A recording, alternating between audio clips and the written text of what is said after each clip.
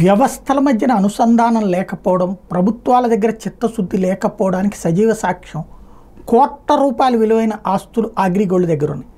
అవన్నీ సీజ్ చేయబడ్డాయి.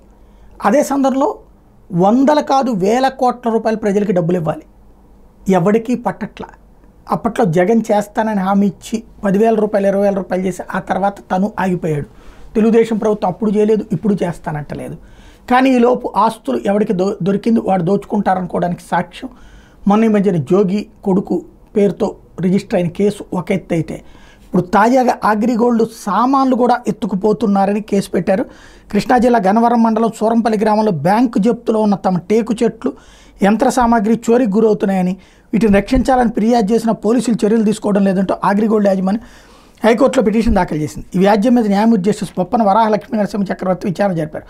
బ్యాంకు అగ్రిగోల్డ్ యాజమాన్యం ఇచ్చిన ఫిర్యాదు మీద ఏం చేశారో చెప్పాలని పోలీసులను ఆదేశించారు.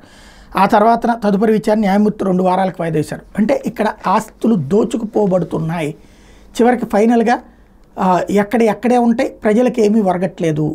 న్యాయ వ్యవస్థ సీరియస్గా దాని మీద దృష్టి సారిస్తే 2-3 రాష్ట్రాల్లో ఉన్నటువంటి అగ్రిగోల్డ్ ఆస్తులన్నింటినీ వేలం న్యాయ వ్యవస్థే వేసి ఆ డబ్బులు ఎవరెవరికి ఇవ్వాలో వాళ్ళకి ఇవ్వగలిగితే కనీసం 1,00,000 రూపాయలు కోల్పోయిన వాళ్ళకు 25,000 30,000 అన్నా వస్తుంది. అలా చేయగలిగిన రోజున బాగుంటుంది.